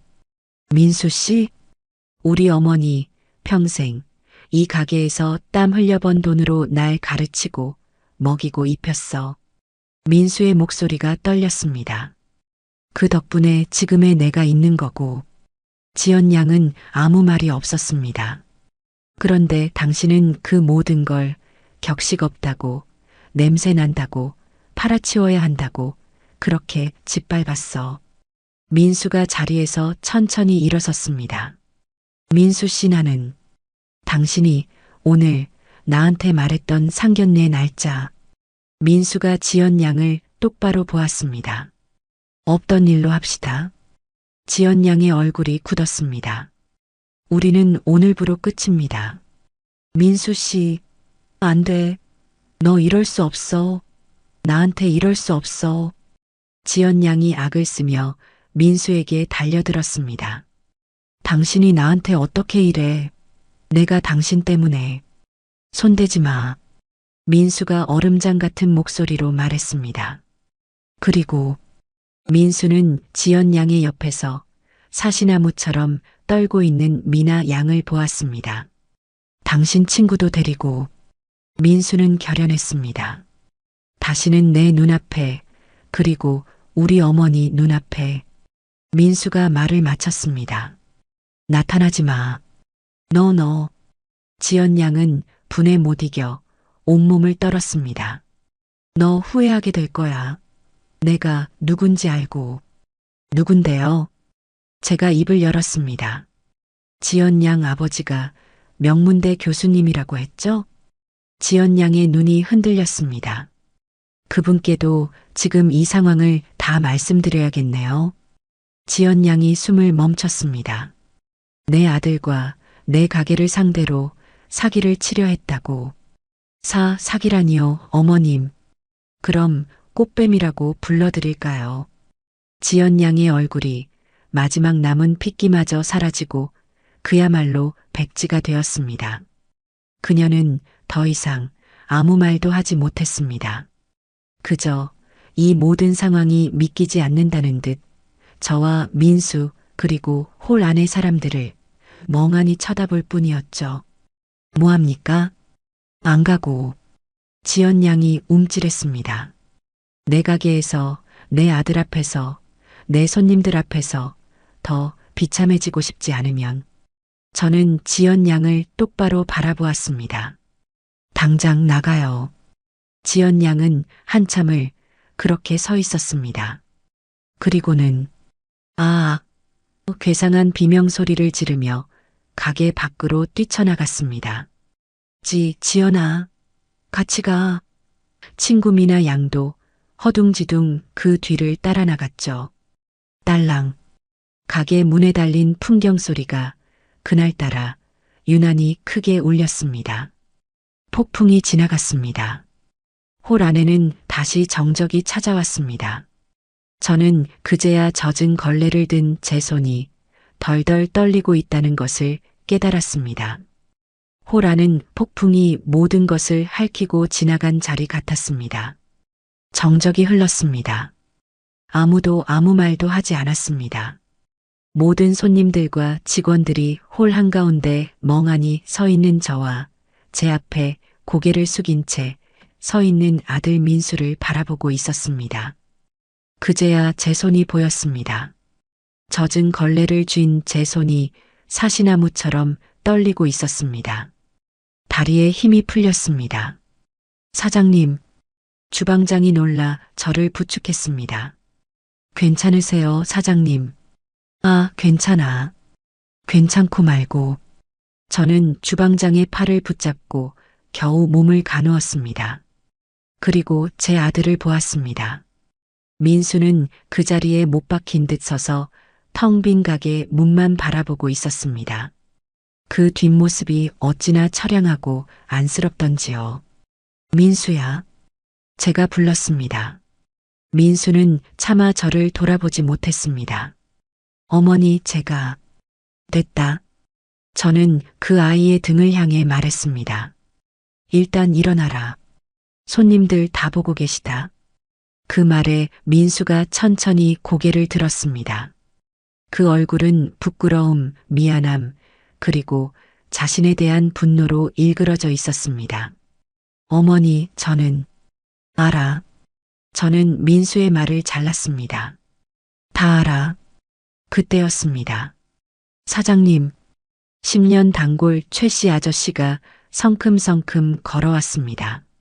아이고, 사장님, 오늘 정말 못 볼 꼴을 우리가 다 봤습니다. 죄송합니다, 손님. 식사하시는데 소란을 피워서요. 제가 고개를 숙였습니다. 아이고, 사장님이 뭐가 죄송합니까? 죄송한 건 저지. 최 씨 아저씨는 분이 안 풀리는지 가게 문을 노려보며 혀를 찼습니다. 사장님, 오늘 정말 잘하셨습니다. 네. 저런 앞뒤가 다른 사람인 줄도 모르고 우리 민수 장가 보냈으면 어쩔 뻔했습니까? 사장님이 오늘 아들 하나 구하신 겁니다. 그 말에 홀 안에 다른 손님들도 고개를 끄덕이기 시작했습니다. 맞아요, 사장님. 아까 그 아가씨 말하는 거 정말 가관도 아니더구먼. 무슨 가게를 팔아? 저런 복내 국밥을. 사장님, 오늘 속 시원했습니다. 우리가 다 사이다 마신 기분이에요. 여기저기서 저를 위로하고 제 편을 드는 목소리가 터져 나왔습니다. 그제야 가슴속에 응어리졌던 무언가가 툭 하고 터져나가는 것을 느꼈습니다. 눈물이 핑 돌았습니다. 그래, 나 혼자가 아니었구나. 내 인생 헛살지 않았구나. 저는 젖은 눈으로 손님들을 향해 깊이 고개를 숙였습니다. 고맙습니다, 손님들. 정말 고맙습니다. 아이고, 사장님 우십니까? 울지 마십시오. 자자, 다들 오늘은 이만 일어섭시다. 그래요, 사장님. 오늘은 장사 그만하셔야지. 손님들이 하나둘씩 자리에서 일어서기 시작했습니다. 사장님, 오늘 국밥값은 여기 놓고 갑니다. 아닙니다. 소란을 피웠는데 어찌 돈을 받습니까? 됐습니다. 받아주십시오. 그래야 우리 마음이 편합니다. 맞아요, 사장님, 힘내십시오. 우리는 내일 다시 오겠습니다. 그래요. 내일 더 맛있는 국밥 끓여주십시오. 손님들은 마치 약속이라도 한 듯 밥값을 테이블 위에 놓고 제 어깨를 두드리며 가게를 나섰습니다. 텅 비어가는 홀을 바라보며 저는 그저 고맙다는 말밖에 할 수 없었습니다. 마지막 손님이 나가고 홀에는 저와 민수 그리고 직원들만 남았습니다. 사장님, 홀 서빙을 하던 이모가 따뜻한 물수건을 가져다 주었습니다. 옷이 다 젖었어요. 어서 3층 올라가서 갈아입으세요. 그래, 그래야지. 주방장? 네, 사장님. 오늘 장사는 여기까지 합시다. 다들 놀랐을 텐데 미안해요. 아닙니다, 사장님. 저희야말로 아무 도움이 못 돼서 죄송합니다. 주방장이 고개를 숙였습니다. 아니야. 자기 자리에서 묵묵히 일해준 것만으로도 고마워. 사장님, 다들 오늘 푹 쉬고 내일 웃는 얼굴로 봅시다. 네, 사장님. 직원들이 하나둘 정리를 하고 퇴근했습니다. 모두 저를 걱정스러운 눈빛으로 한 번 더 돌아보고 나갔죠. 드디어 가게 안에는 저와 민수 단둘만 남았습니다. 민수는 그 자리에서 한 발자국도 움직이지 않았습니다. 저는 깊은 한숨을 내쉬었습니다. 민수야. 대답이 없었습니다. 따라오너라. 젖은 몸을 이끌고 3층 제 살림집으로 올라갔습니다. 민수가 말없이 그 뒤를 따랐습니다. 집에 들어와 젖은 일복을 벗어던졌습니다. 온몸이 찬물에 젖은 솜처럼 무거웠습니다. 따뜻한 물로 샤워를 하고 깨끗한 옷으로 갈아입었습니다. 그제야 조금 정신이 드는 것 같았습니다. 거실로 나오니 민수가 거실 한가운데 무릎을 꿇고 앉아 있었습니다. 저는 아무 말 없이 그 아이 맞은편 소파에 앉았습니다. 한참이나 침묵이 흘렀습니다. 어머니, 먼저 입을 연 것은 민수였습니다. 제가 잘못했습니다. 그의 목소리는 무겁게 가라앉아 있었습니다. 제가 어머니께 죽을 죄를 지었습니다. 민수는 고개를 들지 못했습니다. 뭐가? 제가 물었습니다. 뭐가 죽을 죄냐? 민수는 잠시 망설였습니다. 저런 여자를 데려온 것, 저런 여자의 말만 믿고 어머니를 의심한 것, 어머니가 평생 지켜온 이 가게를 저런 여자 때문에 팔아치우려 했던 것. 민수는 자책했습니다. 그 모든 게 제 잘못입니다. 민수의 목소리가 젖어 있었습니다. 민수야. 네, 어머니. 너 정말 이 가게 팔고 싶었냐? 제 물음에 민수가 고개를 번쩍 들었습니다. 아닙니다, 어머니. 절대 아닙니다. 그의 목소리는 단호했습니다. 그럼 아까 지연 양이 한 말은 뭐냐? 너도 이 냄새 지긋지긋하다고 말했다면서. 민수의 얼굴이 다시 고통으로 일그러졌습니다.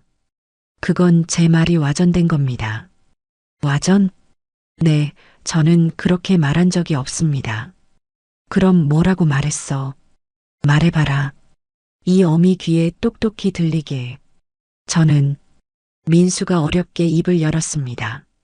어머니가 평생 이 가게에서 고생만 하셨으니까 이제는 이 지긋지긋한 국밥 냄새 안 맡고 좀 편하게 쉬셨으면 좋겠다고 말했습니다.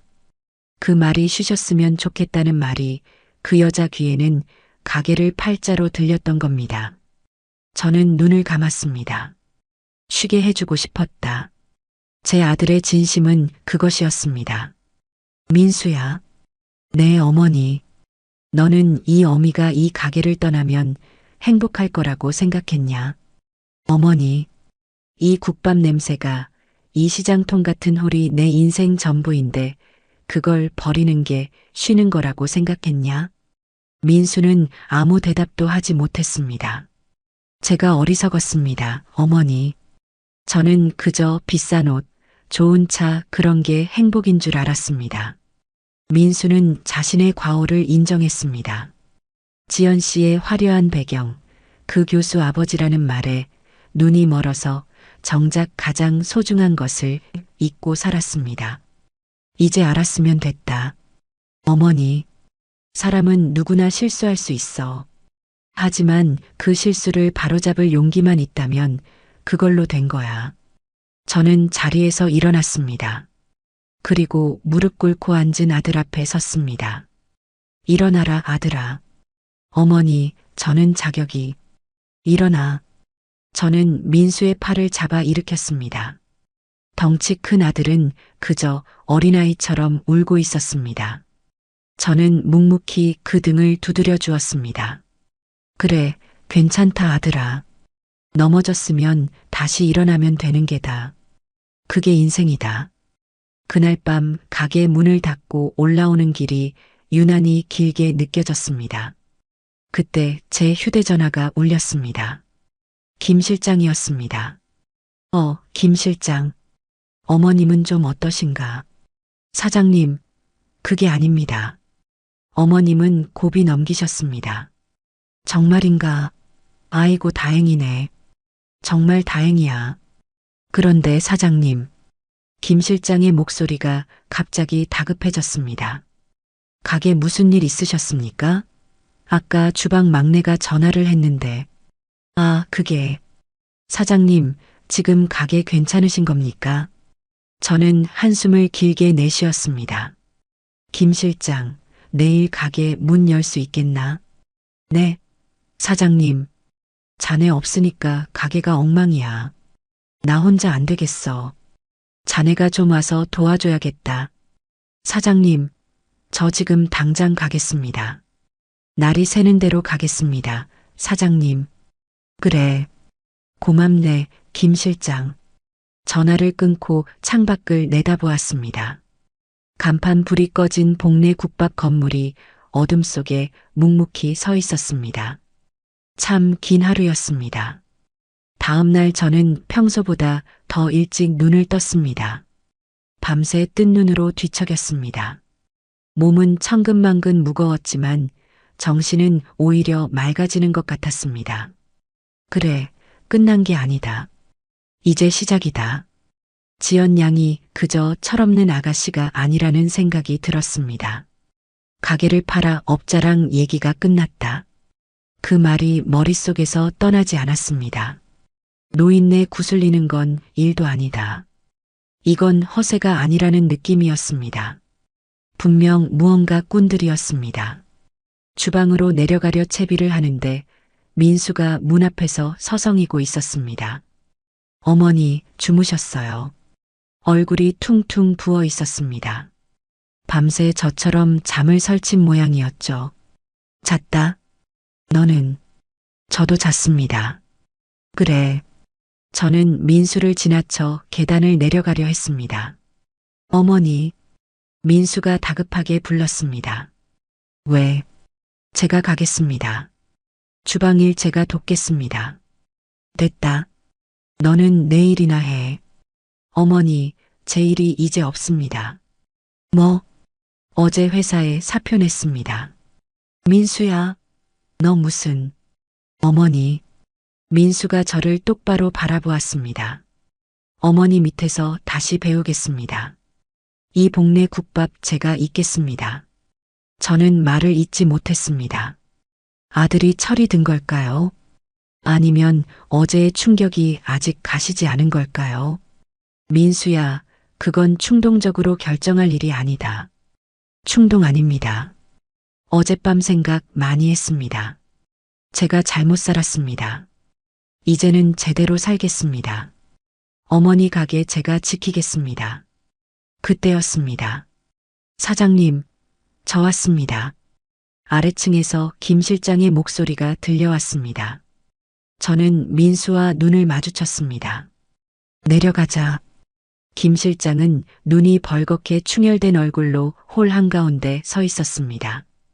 어머님은 뵙고 온 건가? 네, 사장님. 동생들한테 맡기고 왔습니다. 이제 고비 넘기셔서 괜찮습니다. 그래, 고생했다. 사장님, 어제 일은 다 들었습니다. 김 실장이 주먹을 꽉 쥐었습니다. 제가 자리를 비우는 바람에 사장님께서 그런 험한 일을. 됐다. 자네 탓이 아니야. 민수 도련님도 나오셨네요. 민수는 김 실장을 제대로 쳐다보지 못했습니다. 김 실장님 죄송합니다. 저 때문에. 아닙니다, 도련님. 어서 정신 차리시고 사장님 잘 보필해 드리십시오. 네, 그렇게 하겠습니다. 그날 아침 복내 국밥은 다시 문을 열었습니다. 김 실장이 홀을 지휘하고 주방장이 솥을 지키고 저는 깍두기를 버무렸습니다. 그리고 제 아들 민수가 제 옆에서 묵묵히 물을 썰기 시작했습니다. 어제 그 소동을 겪었던 손님들이 정말 약속이라도 한 듯 가게 문을 열자마자 밀려 들어왔습니다. 사장님, 오늘은 그 헌옷 안 입으셨네요. 최 씨 아저씨였습니다. 어서 오십시오. 오늘은 깨끗한 옷 입었습니다. 아이고, 근데 저 총각은 민수 아니야? 손님들이 주방 입구에서 물을 썰고 있는 민수를 발견했습니다. 어머, 진짜네. 민수 맞네. 아니, 멀끔하게 회사 다니던 총각이 왜 저기서. 민수는 사람들의 시선에 얼굴이 벌개졌습니다. 안녕하세요. 저 오늘부터 어머니 일 돕기로 했습니다. 아이고, 잘 생각했네. 잘 생각했어. 그래, 진작 그랬어야지. 사장님, 이제 든든하시겠네. 격려가 쏟아졌습니다. 민수는 어색하게 웃으며 다시 물을 썰었습니다. 칼질이 서툴러 무 조각이 이리 튀고 저리 튀었습니다. 그 모습이 우습고도 대견했습니다. 민수야, 손 벤다. 똑바로 썰어라. 괜히 핀잔을 주었습니다. 점심 장사가 정신없이 지나가고 오후에 한숨 돌리려는데 민수가 봉투 하나를 내밀었습니다. 어머니, 이게 뭐냐? 어제 그 여자, 오지연 관련 자료입니다. 자료? 네. 제가 어젯밤 잠이 안 와서 좀 알아봤습니다. 저는 봉투를 열어보았습니다. 그 안에는 지연 양이 말했던 명문대 교수 아버지가 대학 교직원 명단에 없다는 증명서, 지연 양이 다닌다던 외국계 회사가 실제로는 존재하지 않는 유령 회사라는 자료, 그리고 부동산 개발 사기로 피해를 본 사람들이 인터넷에 올려둔 글들이 출력돼 들어 있었습니다. 민수야, 이건 맞습니다, 어머니. 그 여자는 전문꾼이었습니다. 민수의 목소리가 낮아졌습니다. 저처럼 부모님이 가게나 건물을 가진 외아들들에게 접근해서 결혼을 미끼로 재산을 가로채는 집단 같습니다. 그 교수 아버지라는 것도 전부 가짜 연기였던 겁니다. 손이 떨렸습니다. 그럼 그 개발업자라는 것도 아마 한패일 겁니다. 아니면 그 여자에게 속아서 계약을 진행하려 했겠죠. 분노가 치밀었습니다. 어머니, 그냥 넘기면 안 됩니다. 이건 명백한 사기입니다. 그래, 알아. 저는 민수가 가져온 자료를 굳게 쥐었습니다. 나 박봉래를 노인네라고 부르며 구슬리려 했겠다.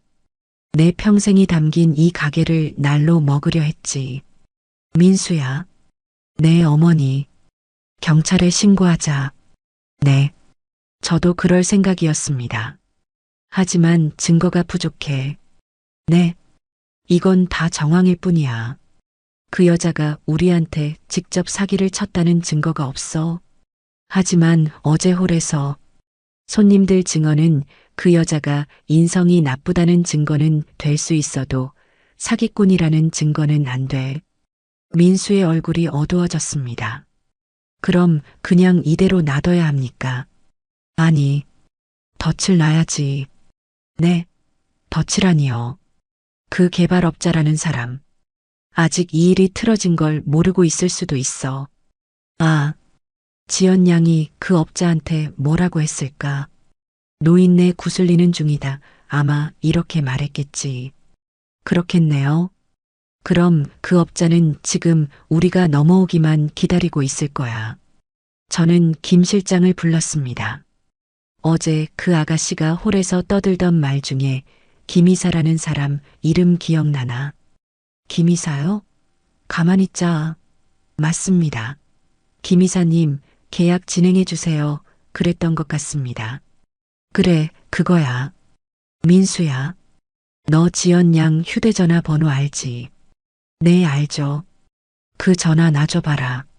저는 민수의 휴대전화를 받아 오지연이라고 저장된 번호를 제 전화기에 옮겨 적었습니다. 어머니, 지금 뭐 하시려고? 그 김이사라는 사람. 내가 한번 만나봐야겠다. 어머니, 위험합니다. 그 사람들이 어떤 사람들인 줄 알고. 민수야. 저는 아들을 진정시켰습니다. 사기꾼은 자기 꾀에 자기가 넘어가는 법이다. 나는 속아 넘어간 노인네 연기를 좀 해야겠다. 어머니, 걱정 마라. 너랑 김 실장이 뒤에서 똑똑히 지켜보고 있으면 되지. 저는 민수의 휴대전화로 지연 양에게 문자를 보냈습니다. 지연 양, 나 민수 엄마요. 어제 일은 내가 미안했네. 민수 그 녀석 내가 잘 타일렀어. 그 김이사라는 분 나도 한번 만나보고 싶네. 우리 민수 결혼 전에 집 문제 해결해야지. 문자를 보내고 휴대전화를 테이블 위에 올려두었습니다. 과연 이 미끼를 물까? 어머니, 너무 위험한. 그때였습니다. 띵! 민수의 휴대전화가 울렸습니다. 오지연이었습니다. 우리 셋의 눈이 동시에 화면에 꽂혔습니다. 어머님, 정말이세요? 민수 씨는 괜찮대요? 김 이사님은 왜? 저는 헛웃음이 났습니다. 봐라. 바로 문다. 다시 문자를 찍었습니다. 민수는 아직 화가 났지만 내가 설득 중이야. 그 양반 고집 알잖나. 나는 지연 양 편이야. 어서 이 가게 팔고 강남 가고 싶어. 김이사 그분 당장 내일 가게로 오라고 하게. 민수 몰래 내가 도장 찍어줄 테니. 어머니, 정말 도장 찍어주실 거예요? 가짜 도장 말이다. 아, 띵. 다시 문자가 왔습니다. 정말이시죠, 어머님? 믿어도 되죠? 알겠어요. 내일 오후 3시에 김 이사님 보내드릴게요. 민수 씨 없어야 해요. 됐다. 저는 휴대전화를 민수에게 돌려주었습니다. 내일 오후 3시 기억해라. 네, 어머니. 김 실장. 네, 사장님. 내일 우리 아주 특별한 손님을 맞을 준비를 해야겠어. 민수와 김 실장의 얼굴에 긴장감이 감돌았습니다. 내일 이 지긋지긋한 거짓말 뿌리를 뽑자. 드디어 다음날 오후가 되었습니다. 저는 가게 일은 주방장과 직원들에게 맡기고 민수, 김 실장과 함께 2층 단체석 방에 자리를 잡았습니다. 어머니, 정말 괜찮으시겠어요? 민수가 초조하게 손톱을 깨물었습니다. 민수야, 손톱 깨물지 마라. 사내 자식이 그게 뭐냐? 네, 어머니.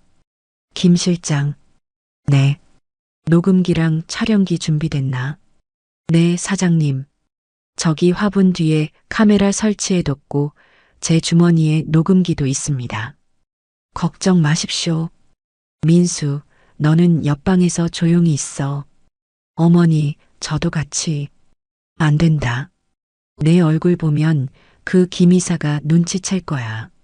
너는 이 모든 상황이 녹화되고 녹음되는 것만 잘 확인해. 네, 알겠습니다. 민수가 옆방으로 건너갔습니다. 저는 김 실장과 마주 앉았습니다. 사장님, 떨리십니까? 떨리긴. 오히려 재미있지. 내 가게 팔아먹으러 온 꾼 얼굴 한번 보자고. 오후 3시 5분 전. 가게 입구에서 풍경 소리가 났습니다. 홀 직원이 2층으로 안내하는 소리가 들렸습니다. 사장님, 저쪽 방에서 기다리시랍니다. 똑똑. 문이 열리고 번지르르하게 차려입은 중년 남자가 들어왔습니다. 아이고, 박봉래 사장님 맞으십니까? 누구신데 그러나? 아, 저는 오지연 양 소개로 온 김이사라고 합니다. 저는 일부러 어수룩한 노인네처럼 굴었습니다. 그래. 근데 지연 양은 왜 안 왔어? 아, 그게 지연 양이 오늘 급한 일이 생겨서요. 제가 먼저 와서 사장님 뵙고 계약서 쓰라고 했습니다. 계약서? 김 이사가 기다렸다는 듯 가방에서 서류 뭉치를 꺼냈습니다. 네, 사장님. 여기 복례 국밥 건물 부동산 매매 계약서입니다. 어머, 벌써 이런 걸 다. 지연 양이 말씀 안 드렸습니까? 사장님, 이 건물 저희가 아주 좋은 값에 사드리기로 했습니다. 좋은가? 네. 여기 보시면 금액이. 김 이사가 계약서의 금액란을 손가락으로 짚었습니다. 저는 돋보기를 쓰는 신용을 하며 계약서를 들여다보았습니다. 아이고, 일 10백이게 다 얼마야. 하, 사장님. 이 돈이면 강남 가셔서 편하게 사실 수 있습니다. 지연 양이 그러더군요. 이렇게 고생만 하신 어머님 이제 쉬게 해드리고 싶다. 그랬어? 우리 지연이가? 그럼요. 이런 며느님 두셔서 사장님은 정말 복 받으신 겁니다. 자, 그럼 여기 도장만 찍으시면. 김 이사가 인주까지 꺼내 제 앞에 내밀었습니다. 잠깐. 네, 사장님. 김 이사라고 했나? 네, 그렇습니다. 당신 오지연하고 무슨 사이야? 네. 아, 그저 사업 파트너입니다. 사업 파트너? 네, 지연 양이 이렇게 좋은 매물 찾아오면 저희가 개발하고 그 수익을 좀 나누는 관계입니다. 그래. 그럼 지연 양이 가짜 교수 아버지까지 만들어서 내 아들 홀린 것도 알고 있었나? 네. 그게 무슨... 김 이사의 얼굴이 굳었습니다. 김 실장. 네, 사장님. 이제 그만 녹음 끝내도 되겠네. 네. 사장님, 이게 무슨... 김 이사가 벌떡 일어서려 했습니다. 앉아. 제 목소리가 차갑게 떨어졌습니다. 앉으라고 했네. 김 이사는 멈칫했습니다. 당신 지금 사기 공모 혐의로 내 카메라에 다 찍혔어. 카메라라니요. 그때 옆방 문이 벌컥 열리고 민수가 휴대전화를 들고 나왔습니다. 김 이사님 맞으시죠? 당신은 누구요? 이 건물주 아들 박민수입니다. 김 이사의 얼굴이 하얗게 질렸습니다.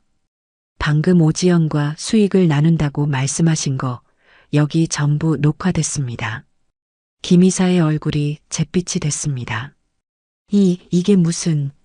오지연 그 여자가 노인네 다 구슬렀다고 해서... 아이고, 김 이사. 당신이야말로 그 여자한테 놀아났구먼. 그 여자가 말한 노인네가 바로 나요. 저는 주머니에서 진짜 인감도장을 꺼내 탁 보여줬습니다. 이 도장이 그렇게 갖고 싶었나?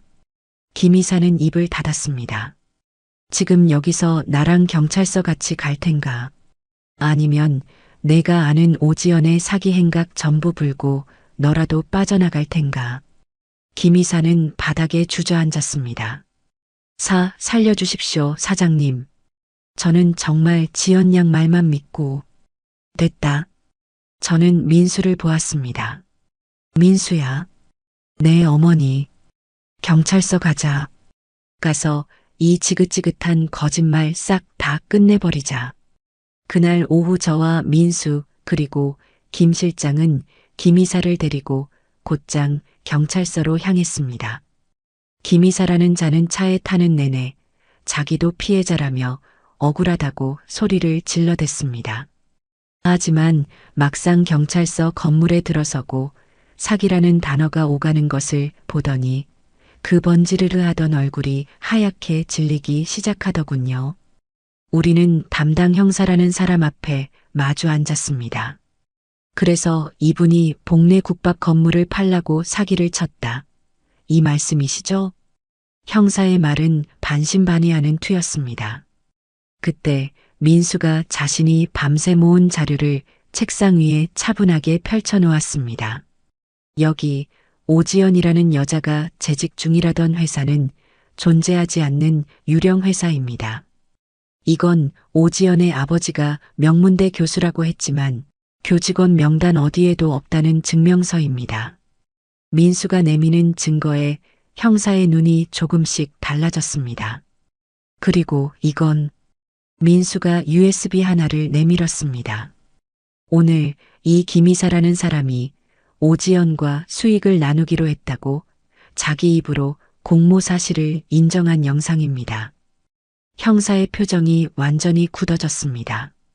김 실장이 옆에서 거들었죠. 제가 어제 홀에서 똑똑히 들었습니다. 저 김 이사가 노인네는 구슬리면 된다는 그 여자 말을 믿고 오늘 도장을 받으러 온 겁니다. 모든 시선이 김 이사에게 쏠렸습니다. 아닙니다. 형사님, 저는... 김 이사는 자기가 살기 위해 그야말로 모든 것을 실토하기 시작했습니다. 저는 오지연이 시키는 대로만 했습니다. 그 여자가 원래 이런 식으로 건물주 아들들한테 접근해서 결혼을 미끼로 조직적이었습니까? 형사의 날카로운 질문에 김 이사는 고개를 미친 듯이 끄덕였습니다. 네, 가짜 아버지 역할, 바람잡이 친구 역할 다 따로 있습니다. 저는 그냥 개발 계약만 담당했을 뿐입니다. 저 말고도 그 여자한테 당한 사람이 한둘이 아닙니다. 그녀는 그저 철없는 속물이 아니라 아주 질이 나쁜 상습범이었고 모든 것이 조직적이었습니다. 민수가 모아온 다른 피해자들의 정황 자료, 김 이사의 결정적인 증언, 그리고 우리가 오늘 확보한 영상 증거까지 더해지자 형사들은 즉시 수사팀을 꾸렸습니다. 증거는 차고 넘쳤죠. 며칠 뒤 집에서 민수와 함께 늦은 저녁을 먹고 있는데 담당 형사에게서 전화가 걸려왔습니다. 오지연과 그 가짜 교수 아버지 역할을 했던 일당이 다른 곳에서 또 비슷한 짓을 하려다가 모두 검거됐다는 소식이었습니다. 경찰서에서 추가 조사를 위해 저를 불렀고 저는 그곳에서 쇠고랑을 찬 지연 양과 마주쳤습니다. 그 화려하던 모습은 온데간데였고 도끼만 남은 눈으로 저를 쏘아보더군요. 이 노인네, 너 때문에 내 인생이. 그들은 마지막 순간까지도 제게 악을 썼습니다. 저는 아무 대꾸도 하지 않았습니다. 그저 혀만 차고 묵묵히 돌아섰습니다. 죄가 달게 받아라. 그 아이는 자기가 무시했던 그 노인네의 인생과 그 시장통 가게의 힘을 너무 얕잡아 본 대가를 치르게 된 겁니다. 그렇게 모든 폭풍이 지나가고 복례국밥에는 다시금 따뜻한 평화가 찾아왔습니다. 물론 조금 달라진 평화였죠. 김 실장은 어머님을 무사히 요양원에 모시고 돌아와 예전처럼 홀을 쩌렁쩌렁하게 지휘했습니다. 그는 저만 보면 사장님, 저 이제 사장님 며느리 감은 제가 이력서부터 가족관계 증명서까지 다 떼어오라고 해서 직접 면접 봅니다. 하고 너스레를 떨었습니다.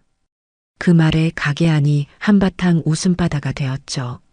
주방장과 홀 이모들도 가장 큰 변화의 중심에 선 민수를 대하는 태도가 달라졌습니다.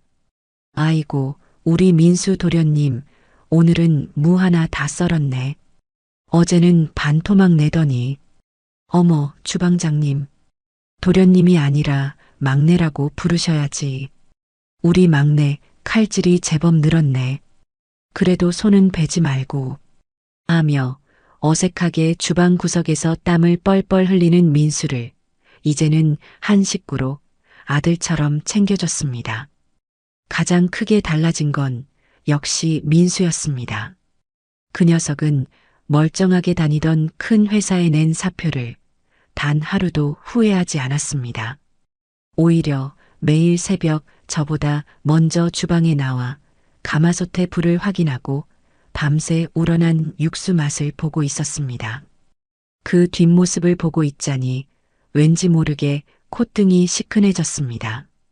어느 날 이른 새벽 저와 단둘이 육수 앞을 지키고 서 있던 민수가 저를 불렀습니다. 어머니, 왜? 그 육수 비법 좀 알려주시면 안 되겠습니까?